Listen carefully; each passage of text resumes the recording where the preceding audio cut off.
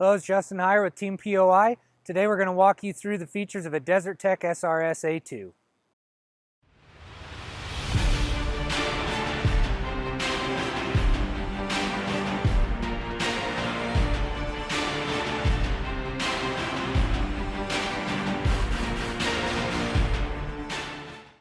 Let's take a look at this rifle starting from the back to the front. We've got obviously the recoil pad with the adjustable spacers. Those are all able to pull out very easy without any tools. You can adjust that length of pull as needed. You've got an adjustable cheek piece. I adjusted mine up just a little bit from the bottom to get a better cheek weld. Then you move into the action, which obviously as a bullpup design is sitting behind the trigger. That allows this rifle to be much more compact than a standard bolt action. As you can see here, there's a 24-inch barreled 7 SAUM compared to this 26-inch barreled Desert Tech. And even though the Desert Tech has a 2-inch longer barrel, it's 7 inches shorter overall. That is definitely not inconsequential. That is much more handy to pack around if it's hanging on your pack, easier to get around in tight quarters, easier to fit in a gun case. You know, a lot of advantages come from that shorter system, but you're not giving up any of the velocity where you can still keep your full-length barrel. Moving forward, you've got the handguard, which is a standard, M-LOK type handguard.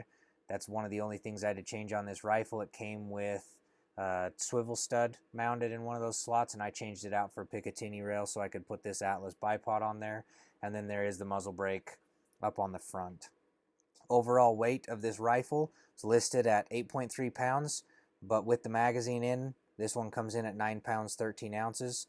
So quite a bit heavier. I'm not sure if this is the full lightweight Hunter edition that they have or if there's something a little bit different, but it was heavier than listed on their website. And as you see it fully loaded with the bipod, a Burris XTR3 scope, and the Desert Tech mount, it's 13 pounds 6 ounces. So while it's certainly not a lightweight, it's definitely not that heavy either for a long-range shooting platform. Let's talk about one of my favorite field features on the rifle, and that's this built-in monopod. This thing's sweet. It's spring-loaded. You lift up the rifle, get it about where you need it elevation-wise, push down on that wheel, and this spring-loaded monopod shoots out. To retract it, you simply push down again, and while holding it, retract in. You can get a very quick adjustment, macro adjustment, and then this allows you to spin it one way or the other for micro adjustments. This is not quite as solid, especially, as it gets up taller. It's not as solid as a good rear bag, but I would use them both in conjunction. I'd often get close to where I needed to be, let that monopod support most of the rifle, and then get a rear bag back in this back section. Super nice feature. Definitely would be handy to have in the field. All right, let's talk about the magazines in this thing. These are designed around big cartridges. They allow 3.9 inches of overall length, which means that when you're loading a 7 mag with some 180 grain ELDMs, you got oodles of space in the front of that magazine. You could run whatever bullet you want in this cartridge. So even if you're running the big 338s, by the time you have 3.9 inches of mag length, you should be able to run pretty much whatever you want and still be able to mag feed. Super nice feature of this system, especially for the repeaters with the big boomers. One of the things that has plagued bullpup designs in the past is the trigger. The trigger in this is listed as going down to 1.5 pounds. This one didn't quite make it there. It stopped at 2.5 pounds, but it was very repeatable within an ounce or two on my trigger pull gauge and didn't really feel any creep. There is some over travel. It felt natural to me on this rifle. It was just part of the different ergonomics. I'm used to shooting a 10-ounce trigger, so it took me a few trigger pulls to get used to shooting a true field trigger again. Once I did that, I had no problem ringing out tight groups, and it felt right at home to get behind and squeeze that trigger. All right, one of the big questions anytime you see a new rifle with drastically different ergonomics, how does it fit? Is it natural? Do the shooters struggle with it? There are a few things that take some practice. For one, magazines. They load behind the trigger, okay? These mags, even though that time it went in easy, I did find that I fumbled with them a little bit. It's a training issue. It's not an AI mag. It doesn't go in front. It's just a muscle memory thing. But once you get the mag in, you get the rifle up where you want, you can deploy that monopod like we talked about earlier, get you, in the ballpark and fairly steady. Work the bolt, fire. Bolt, fire. I like to use the mag release off this offhand side. I can just use my thumb, put a new mag in. You can also use the release right here. Doesn't matter, whatever works for you. Now you'll see I struggle with the mag. There we go, doing it left-handed. Now, the bolt placement never felt weird to me. I don't know if it's just because it's so big. You can almost, you can see it in your peripheral vision.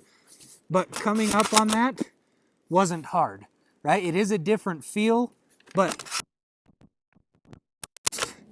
And then your finger just naturally finds its way back on the trigger. It is very comfortable with a pistol grip, or you can monkey paw, however you want to do it. I preferred the monkey paw most of the time, but if I was really trying to get on target quick, I find that I like that pistol grip. So it's comfortable to shoot both ways. You can see a little bit of practice is all it takes. Single loading was the only thing that muscle memory just never came to me. I haven't had this rifle for too many rounds, but it did not matter. I always wanted to load, where the normal bolt port is. In this one, you got to drop a shell in. I found you had to push it forward with your finger just a little bit to start into the chamber, then it would close home just fine. But if I didn't do that, it would jam. So finding the port, was definitely out of my realm of normal. With a little practice, it would have been easier. Once it was in there, push it forward, slam it home, good to go. So overall, ergonomics on the rifle are different, but not totally unnatural, and they're quick to pick up. Like I said, the bolt, never a problem. Found it every time. It's natural to get down on the, on your handle for your trigger. Super easy. And with a little practice, it'll be second nature. Desert Tech claims half MOA accuracy with good ammunition. I had 40 rounds of HSM ammo loaded with 180 grain burgers. I shot it at some distance as well as up close at targets and shot 4 3-shot groups to determine the baseline accuracy level. And as you can see here, it shot 0.6 MOA, so not quite the half minute, but certainly close enough given that I only tried one type of ammunition. I have no doubt that if you played around with that a little more, you may find something that it likes even better. Due to powder and component shortages right now, I didn't have a ton of time to reload for it, but I threw together a load, a couple different loads with H1000 and some 180 grain Hornady ELDMs. As you can see here, this rifle just flat out shot.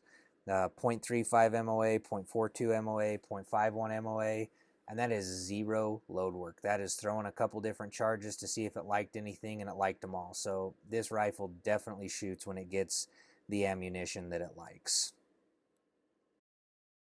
One of Desert Tech's claim to fame is that you can maintain this level of accuracy and precision while changing barrels. So to put that to the test, I shot 2 4-shot groups, and between every single shot I would remove the barrel, put the barrel back in, then take the next shot and repeat that for the full 4-shot group. I was using the wrong torque wrench. They recommend an 80 inch-pound. I was using a 65, and the zero slightly shifted for the first 3 shots. The group still was well under a minute, and then the second 4-shot group, again removing the barrel between every shot, was a little bit tighter. And looking at these results, I have no problem believing that you could disassemble this rifle, show up to wherever you need to be, put it back together, and be right on target the first time. So very impressive system that it can still maintain that level of precision while removing and reinstalling the barrel. Without a doubt, one of the coolest features of the Desert Tech platform, of this SRS platform, is the ability to change conversion kits out with hardly any tools in almost no time. I've only done this a few times. I did it as part of the accuracy test, but let's show you how it's done. To start, you remove the butt pad, take the bolt out, also remove the magazine. Then you're going to take a 5mm hex key, and you're going to loosen these 4 screws. They recommend that you do it 1 full turn.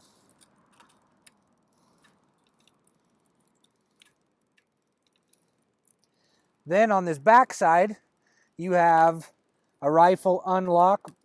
So we twist that over to the unlock section. And now the barrel slides completely out.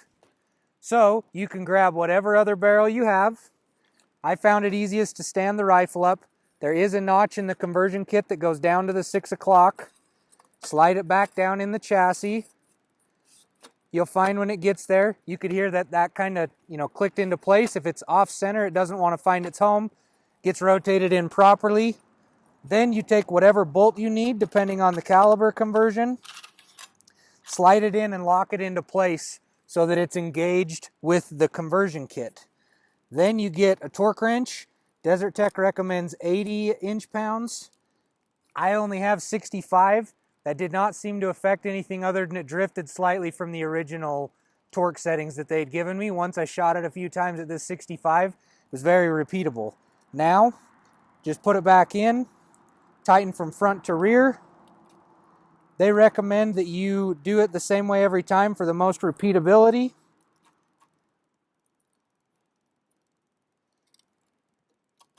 What I liked to do was after I went front to rear, I would do it one more time just to make sure. Then I would go to the other side of the rifle. This one does not need to be torqued. You just have to turn it back from the lock to the unlock position. Put your recoil pad back on.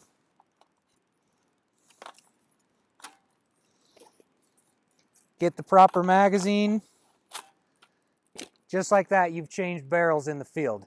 This feature is the most impressive feature to me about this rifle. As you saw in the accuracy test, it's repeatable. I pulled this thing in and out of the chassis between every single shot. It still shot under a minute, and the zero was right with the rest of the shots that had been shot previously. So I love this. Desert Tech has all sorts of calibers available from, I don't know what their smallest is anymore, maybe 6 Creedmoor. I know they've got 6.5 Creedmoor all the way up to 338 Lapua. All of them will fit in this same chassis. You just have to get the proper conversion kit, which consists of the barrel, the bolt, and the mag. You can even get aftermarket 223 conversion kits from Short Action Customs.